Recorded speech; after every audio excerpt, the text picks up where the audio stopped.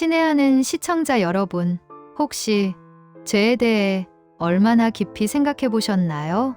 특히 기독교 역사에서 오랫동안 이야기되어 온 7죄종, 즉 7대 죄악에 대해서 말입니다. 4세기 무렵 교회는 인간이 반드시 피해야 할 7가지 감정적인 결함을 만들었습니다. 교만, 질투, 분노, 탐욕, 음욕, 나태, 인색. 우리는 이 단어들을 들으면 즉시 나쁜 것, 벌을 받아야 할 것으로 생각하도록 배워왔습니다. 종교적인 전통에서는 이 죄악들을 가진 사람들에게 심판의 날이 올 것이고 신은 자비를 베풀지 않을 것이라고 경고했죠. 이 세상에서 지은 죄 때문에 어둡고 고통스러운 곳에서 천년의 세월을 보내게 될 것이라고 말입니다. 하지만 시대가 바뀌었습니다. 이제 우리는 그런 전통적인 신학 용어를 잘 사용하지 않습니다. 그리고 이미 세상을 떠난 사람에게 신이 어떤 벌을 내릴지 열심히 상상하는 것도 어렵습니다. 정말 중요한 건 이겁니다. 우리의 영혼은 여전히 감정적인 결함들로 가득 차 있고 우리는 현실에서나 인터넷에서나 무례한 사람들에게 반응할 때 여전히 비판적이고 날카로운 태도를 보입니다. 우리는 이런 비난이 인류의 발전에 도움이 될 거라고 착각합니다.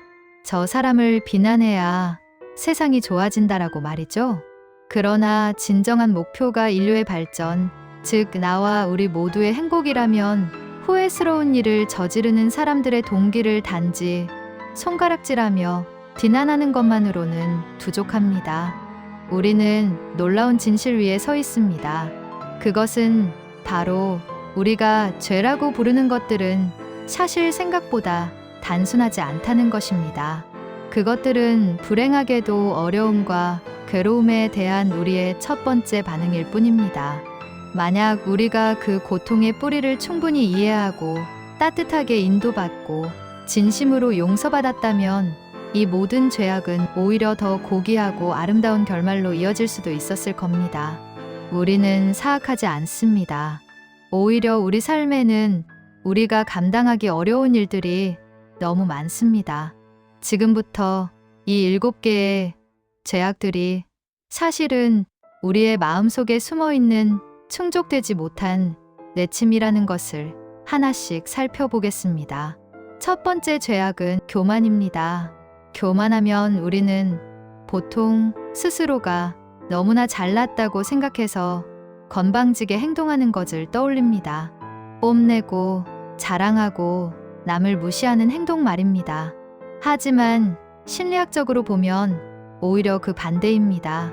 자랑은 오히려 자기 자신이 존재감이 없다고 느껴질 때 나오는 절박한 반응입니다. 왜 그럴까요? 교만한 사람들의 마음속 깊은 곳에는 항상 이런 질문이 있습니다. 내가 과연 이 세상에 존재할 권리가 있을까? 물론 이 질문은 비밀리에 이루어집니다.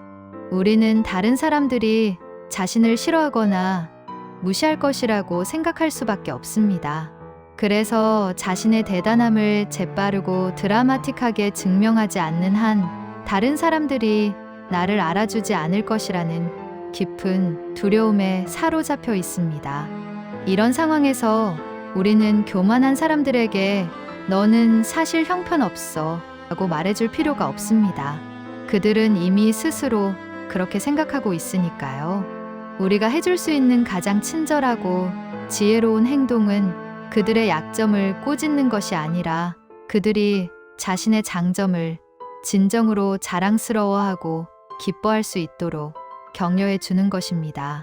자신이 괜찮은 존재라는 확신을 얻게 되면 다른 사람들로부터 끊임없이 관심을 얻으려고 정신없이 과시하는 행동도 자연스럽게 멈추게 될 겁니다.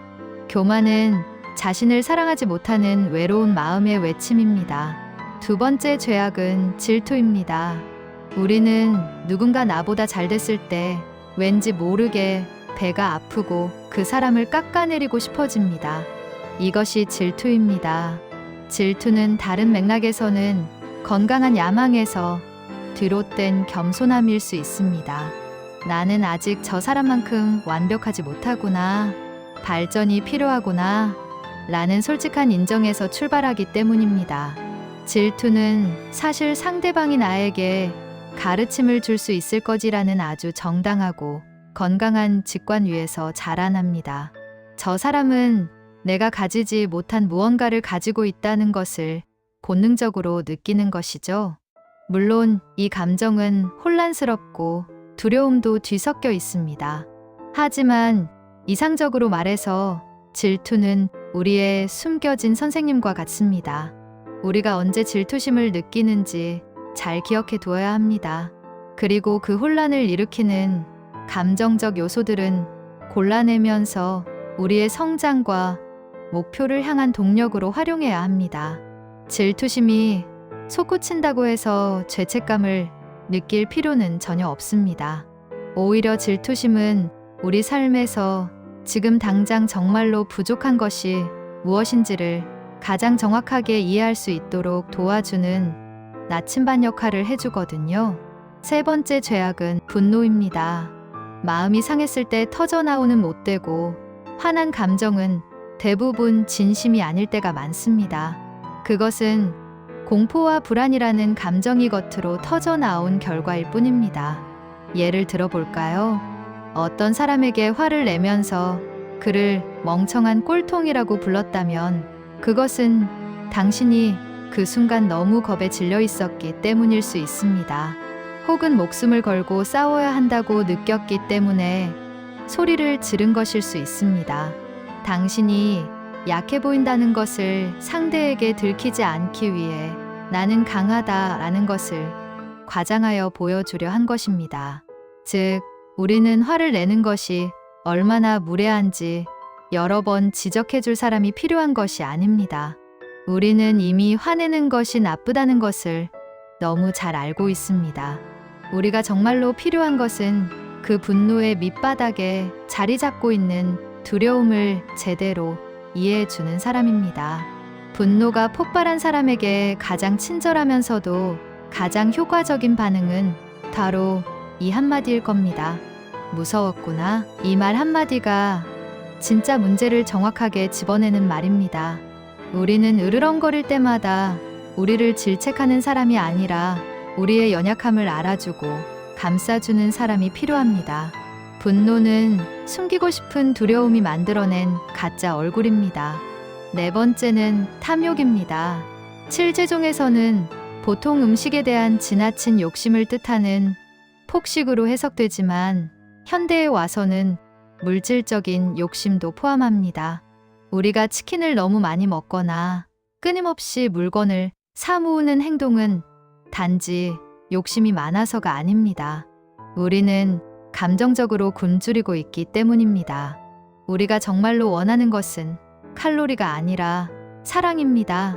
다만 그 사랑, 즉 따뜻한 관심과 안정감을 찾는 방법을 모를 뿐입니다. 다이어트 전문가와 신학자는 그만 먹으라고 하지만 그것은 해답이 될 수 없습니다. 우리는 새로운 형태의 친절, 안정감, 그리고 정서적인 연결을 찾도록 도움을 받아야 합니다. 식욕 그 자체는 나쁜 것이 아니라 이상적인 목표물 사랑을 찾지 못했을 뿐입니다. 우리의 군살이나 지나친 소유욕은 숨겨둔 애정 결핍의 상징일 수 있습니다. 다섯 번째는 음욕입니다. 누군가에게 강렬한 성적인 매력을 느끼고 그 사람에게 뛰어들고 싶은 마음은 성적인 도착증에서 오는 게 아닙니다. 그것 역시 외롭기 때문입니다. 성적인 관계는 연결과 수용의 가장 강렬한 대명사 중 하나입니다. 흔히 나쁘다고 말하는 성적인 것들이 그토록 우리에게 흥미롭게 다가오는 이유는 우리가 그것을 상대의 열린 마음과 깊은 애정의 증거로 해석하기 때문입니다. 이것은 평범한 우리의 일상생활에서는 좀처럼 느끼기 힘든 감정이죠. 우리가 해야 할 이상적인 방법은 성욕 자체를 포기하는 것이 아닙니다. 대신 우리가 성적인 관계로부터 얻고자 하는 것이 무엇인지 올바르게 이해하는 것입니다. 그것은 바로 엉망진창이고 잔뜩 꼬여 있으며 지나치게 인간적인 우리의 모습에 대한 따뜻한 수용입니다. 6번째 죄악은 나태입니다. 게으름은 사실 두려움과 가장 닮아 있습니다. 우리는 도저히 일하러 갈 수가 없습니다. 왜냐하면 자신의 한계를 인정하는 순간 최악의 수치심에 사로잡히게 될까봐 무서워서입니다. 우리는 원하는 만큼 이룰 수 없을까봐, 일이 너무 어렵게 느껴져서 실패할까봐, 혹은 그 일을 맡을 자격이 없어서 세상으로부터 조롱받을까봐 두려운 것입니다. 나태함은 단순한 결점이 아닙니다. 그 뒤에는 항상 예견된 재앙이 따라옵니다. 바로 정신의 파국이죠. 나태한 사람은 완벽하게 해내지 못할 바에는 차라리 아무것도 하지 않는 편을 선택합니다. 아무것도 하지 않는 두려움이 제대로 하지 못하는 두려움을 넘어서야만 우리는 겨우 일을 시작할 수 있습니다. 마지막 7번째 죄악은 인색입니다. 자신의 몫보다 더 많은 것을 가지려는 강력한 욕구, 즉 탐욕은 사실 박탈감에 대한 강렬한 반작용입니다. 인색한 사람은 자신이 너무나 멸시당하고 연약하다고 느낀 나머지 주변의 모든 것을 더 요구하고 움켜쥐는 것입니다. 마음 깊은 곳에 있는 두려움이 너무나 커서 자신을 지탱하려고 가능한 한 많이, 가능한 한 빨리 낚아채는 행동입니다. 다른 사람이 보기에는 이미 가진 것이 많고 혜택을 받은 사람처럼 보일지라도 그들의 내면은 오히려 필사적인 궁핍함을 느끼고 있는 경우가 많습니다. 간단히 말해 우리의 죄악이라고 불리는 것들은 우리가 나쁜 사람이라는 증거가 아니라는 것입니다. 그것들은 그저 우리가 충족되지 않은 욕구를 표현할 더 나은 방법을 찾지 못했을 때 그 욕구가 변형되어 띠는 한 형태일 뿐입니다. 우리는 이제 더 이상 신의 질타를 받거나 지옥의 위협에 휩싸이지 않아도 됩니다. 우리에게 필요한 것은 오직 한 가지입니다. 우리 자신을 있는 그대로 환영할 수 있는 열린 애정, 비판 없는 용서, 그리고 친절입니다. 이러한 따뜻한 마음은 우리에게 굴욕감을 주지 않으면서도 우리의 진정한 약점과 고통의 뿌리를 섬세하게 찾아내고 더 나아지려고 하는 우리의 타고난 욕구를 다시 고취시켜 줄 것입니다. 스스로에게 너는 죄인이야 라고 말하는 대신 너는 지금 외롭고 무서웠구나 라고 속삭여 주세요. 이 작은 변화가 당신의 삶과 주변을 바꾸는 위대한 지혜가 될 것입니다. 오늘의 지혜가 여러분의 삶의 작은 위로와 큰 깨달음이 되었기를 진심으로 바랍니다. 늦게 오는 이해는 더 깊다는 다음에도 인생을 바꾸는 깊이 있는 통찰로 찾아뵙겠습니다. 감사합니다.